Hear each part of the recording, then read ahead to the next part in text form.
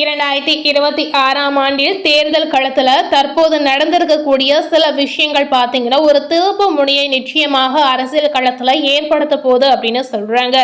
இந்த மாதிரி விஷயங்களால பாத்தீங்கன்னா அரசியலில் நாம எதிர்பார்க்காத நிறைய மாற்றங்கள் நிகழக்கூடிய ஒரு சூழல் நிச்சயமாக இருக்கிறது. இதனால இந்த அரசியல் கட்சியில இருக்கக்கூடிய ஒவ்வொரு கட்சி நேயர்களுக்கும் இந்த விஷயம் பாத்தீங்கன்னா மிகப்பெரிய ஒரு அதிர்ச்சியை ஏற்படுத்தக்கூடிய ஒரு விஷயமாகவே பார்க்கப்படுகிறது.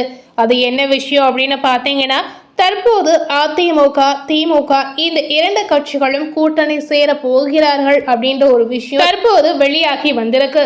சோ இந்த தகவல் மூலம் பாத்தீங்கன்னா அதிமுக மற்றும் திமுக இணைந்து ஆட்சி அமைத்தால் கண்டிப்பாக இதுல மிகப்பெரிய மாற்றங்கள் ஏற்படும் அப்படின்னு அரசியல் களத்தின் ரீதியாகவே நிறைய விஷயங்கள் சொல்றாங்க.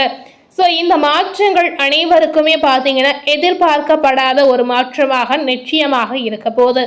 மக்கள் தேர்ந்தெடுக்கப்பட்டுள்ள தலைவராக தாவேகா விஜய் அவர்கள் இருக்கும் பொழுது தற்போது இந்த மாதிரி அரசியலில் திடீர் மாற்றங்கள் கண்டிப்பாக ஏற்படக்கூடிய வாய்ப்புகள் இருக்கிறது. தற்போது இந்த சூழல்ல பாத்தீங்கன்னா திமுக மற்றும் அதிமுக இணைந்து பேச்சுவார்த்தை நடத்தப்படுவதாக விஷயங்கள் வெளிவந்திருக்கு.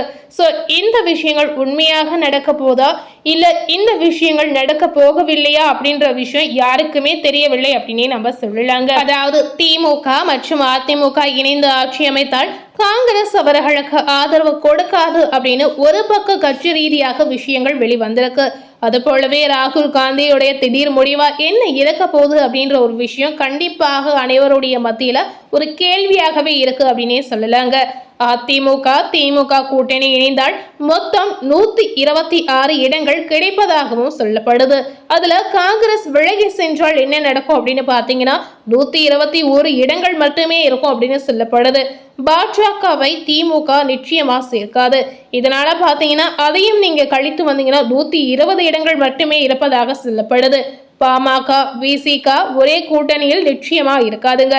இதுல பாமக விலகினால் 116 இடங்கள் மட்டுமே இருப்பதாக சொல்லப்படுது. ஸோ எப்படி ஆட்சி அமைக்க முடியும் என்ற கேள்வி பார்த்தீங்கன்னா அனைவருடைய மத்தியில ஒரு விஷயமாக இருக்குங்க. ஸோ திடீர் திருப்பு முனையாக திமுக அதிமுக கூட்டணி சேர போகிறார் அப்படின்ற தகவல் வெளியாகிருக்கு. ஸோ இந்த மாதிரி சூழ்நிலையில அரசியல் கட்சியில இருக்கக்கூடிய ஒவ்வொரு நேயர்களும் என்ன செய்ய போகிறாங்க, அவர்களுக்கும் இந்த விஷயம் திருப்பு முனையா இருக்க போதா இல்லையான்ற இந்த மாற்றம் பார்த்தீங்கன்னா மக்களுடைய மனதுல ஒரு கேள்வியாகவே இருக்கு அப்படின்னே சொல்லலாங்க. தமிழக அரசியல் களத்துல 2026ஆம் ஆண்டு சட்டமன்ற தேர்தலினுடைய முடிவுகள் பார்த்தீங்கன்னா ஒரு மிகப்பெரிய தொங்கு சட்டசபையை உருவாகியுள்ள இந்த நிலையில இப்ப விசித்திரமான இந்த மாதிரி விஷயங்கள் கண்டிப்பாக நடந்திருக்கு அப்படின்னு சொல்லப்படுது. இந்த விசித்திரமான அரசியல் சூழல் மற்றும் ராகுல் காந்தியினுடைய திடீர் முடிவுகள் பார்த்தீங்கன்னா திராவிட கட்சிகளுக்கு பெரும் தலைவலியை ஏற்படுத்திருக்கு அப்படின்னே சொல்லலாங்க. முதல்ல திமுகவுடன் காங்கிரஸ் முதல்ல கூட்டணியில இருந்தாங்க. சோ திராவிட கட்சிகளில் இருந்து விலகி காங்கிரஸ் இப்ப வெளியவே வந்துருச்சுங்க. 108 இடங்களை பிடித்து தனிபெரும் கட்சியாக உருவெடுத்துள்ள நடிகர் விஜயின் தமிழக வெற்றி கழகத்திற்கு காங்கிரஸ் இப்ப பாத்தீங்கன்னா தனது கூட்டணியை சேர்க்க போகிறான்ற தகவலும் இப்ப வெளிவந்திருக்கு. அதாவது காங்கிரஸ் தனது 5 எம்எல்ஏக்களின் ஆதரவை அளிக்க முன்வந்திருப்பதாகவும் சொல்லப்படுது. ராகுல் காந்தியினுடைய இந்த அதிரடி முடிவு திமுக காங்கிரஸ் இடையிலான நீண்ட கால கூட்டணியை முறித்துள்ளது அப்படின்னு சொல்றாங்க. இது மட்டும் இல்லாமல் பாத்தீங்கன்னா திராவிட கட்சிகள் ஒன்றிணைந்து ஆட்சி அமைக்கக்கூடிய கனவிலும் மண்ணள்ளி போட்டுள்ளது அப்படின்னே சொல்லப்படுது. மத சார்பற்ற சக்திகள் ஒன்றிணைய வேண்டும் என்ற அடிப்படையில் காங்கிரஸ் தாவேகாவிற்கு ஆதரவு அளிப்பது திமுக தரப்பை துரோகம் என்ற வார்த்தையை பயன்படுத்தும் அளவுக்கு கோபம் படுத்தியுள்ளது அப்படின்ற ஒரு விஷயம் வெளிவந்திருக்கு. ஸோ தற்போதுள்ள தேர்தல் கணக்குகளின் படி பார்த்தீங்கன்னா திமுக 59 இடங்களும் அதிமுக 47 இடங்களும் இருப்பதாகவே சொல்லப்படுது. ஸோ இந்த இரு கட்சிகளும் அவங்களுடைய பரஸ்பர பகையை மறைந்து ஒன்றிணைந்தால் மட்டுமே 106 இடங்களை எட்ட முடியும் அப்படின்ற ஒரு தகவலும் வெளியாகி வந்திருக்கு. இரு தரப்பு கூட்டணி கட்சிகள் அனைவரையும் சேர்த்தால் மட்டுமே இந்த எண்ணிக்கை 120 தொடும் அப்படின்ற ஒரு விஷயமும் வெளிவந்திருக்கு. ஆனால் ராகுல் காந்தி அவர்கள் தனது 5 எம்எல்ஏவை விஜய்க்கு ஆதரவளிக்க முடிவு செய்துள்ளதாக சொல்லப்படுது. திராவிட மகா கூட்டணியின் பலம் 121ஆக குறைகிறது. பாஜகவின் ஒரு இடத்தை திமுக ஒருபோதும் தனது கூட்டணியில சேர்க்காது என்பதால் அந்த எண்ணிக்கையும் பார்த்தீங்கன்னா 120ஆக சுருங்கிவிடும் அப்படின்னு மக்கள் நிச்சயமாக தெரிவிக்கிறாங்க. ஸோ இந்த சூழல்ல பார்க்கும் பொழுது கொள்கை ரீதியாகவும் சமூக ரீதியாகவும் எப்போதும் முரண்படும் பாமக மற்றும் பிசிக ஆகிய இரு கட்சிகளும் ஒரே கூட்டணியில் நீடிப்பது என்பது நடைமுறை சாத்தியமற்றது அப்படின்னு தெரிவிக்கிறாங்க. இதனால பாத்தீங்கன்னா பாமக வெளியேறக்கூடிய இந்த பட்சத்துல திராவிட மகா கூட்டணியின் பலம் 116ஆக குறையும் அப்படின்னு தெரிவிக்கிறாங்க. தமிழக சட்டமன்றத்தின் மொத்த இடங்களான 234 பெரும்பான்மையை நிரூபிக்க 118 இடங்கள் தேவை என்ற நிலையில 116 இடங்களை மட்டுமே வைத்திருக்கக்கூடிய திராவிட கட்சிகளால் எப்படி ஆட்சி அமைக்க முடியும் என்ற கேள்வி தற்போது விஸ்வரூபமாகவே எடுத்துள்ளது அப்படின்னு தெரிவிக்கிறாங்க.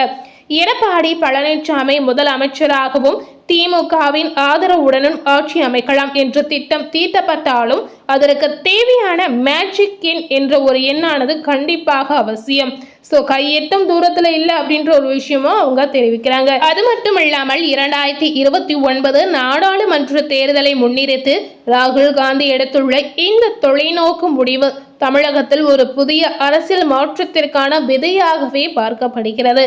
காங்கிரஸ் விலகிய நிலையில மீதமுள்ள சிறிய கட்சிகளை தக்க வைத்துக் கொள்வதே திமுக மற்றும் அதிமுகவிற்கு பெரும் சவாலாக இருக்க போகுது அப்படின்ற ஒரு விஷயம் கண்டிப்பாக அவர்கள் மத்தியில தெரிவிக்கிறாங்க. குறிப்பாக இடதுசாரி கட்சிகளும் விஜயின் பக்கம் சாயக்கூடும் என்ற அச்சம் திராவிட தலைவர்கள் மத்தியில நிலவி வருவதாகவும் தெரிவிக்கிறாங்க.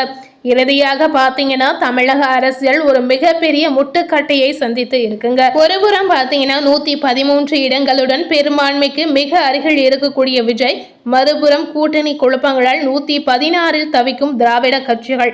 இந்த சூழ்நிலை என்ன பண்ண போறாங்க அப்படின்ற ஒரு விஷயம் அனைவருடைய மத்தியில ஒரு கேள்வியாக இருக்கிறது. இந்த எண்கணித போரில் ஆளுநரின் முடிவு இறுதியானது. மக்களின் தீர்ப்பை தங்களுக்கு சாதகமாக மாற்ற முயலும் திராவிட கட்சிகளின் முயற்சி தோல்வியில முடிந்தால் அது விஜயின் அரசியல் வாழ்விற்கு ஒரு மிகப்பெரிய திருப்பு முனை அமையும் அப்படின்ற ஒரு விஷயம் கண்டிப்பாக எதிர்பார்க்கக்கூடிய விஷயமாக இருக்கிறது. கூட்டணி கணக்குகள் இடிக்க தொடங்கியுள்ள இந்த நிலையில தமிழகம் ஒரு புதிய ஆட்சியை சந்திக்குமா அல்லது ஆளுநர் ஆட்சியின் கீழ் செல்லுமா என்பது இன்னும் சில தினங்களில் தெரிய வரும் அப்படின்ற ஒரு விஷயத்தை தெரிவிக்கிறாங்க. ஸோ இந்த அரசியல் களத்தில் தற்போது நடந்திருக்கக்கூடிய இந்த சூழலில் ஒவ்வொரு கட்சியில் இருக்கக்கூடிய நேர்களும் என்ன சவால்களை சந்திக்க போகிறாங்க, என்ன மாற்றம் அரசியல் களத்தில் ஏற்பட போகுது அப்படிங்கிறத நம்ம வெயிட் பண்ணி பொறுமையாக அடுத்த வீடியோவில் நிச்சயமாக தெரிந்து கொள்ளலாம். ஸோ கண்டிப்பாக அரசியல் களத்தில் நம்ம எதிர்பார்க்காத விஷயங்களும் எதிர்பார்த்த விஷயங்களும் நடக்கக்கூடிய ஒரு அற்புதமான வாய்ப்பு இருக்குது அப்படின்னு நம்ம சொல்லலாங்க. ஸோ என்ன நடக்க போகுது அப்படிங்கிறத நம்ம வெயிட் பண்ணி பொறுமையாக பார்த்து தெரிந்து கொள்ளலாம். ஸோ மேலும் இது போல புதிய தகவலை தெரிந்து கொள்ளணும் அப்படின்னு நினைத்தீங்கன்னா மறக்காமல் நம்ம சேனலை சப்ஸ்கிரைப் பண்ணி பக்கத்தில் இருக்கக்கூடிய பெல் பட்டனையும் மறக்காமல் ப்ரெஸ் பண்ணிடுங்க. நீங்கள் ப்ரெஸ் பண்ணால் மட்டுமே நியூ அப்டேட்டான வீடியோஸை உடனுக்குடன் பார்த்து தெரிந்து கொள்ளலாம். தேங்க்யூ.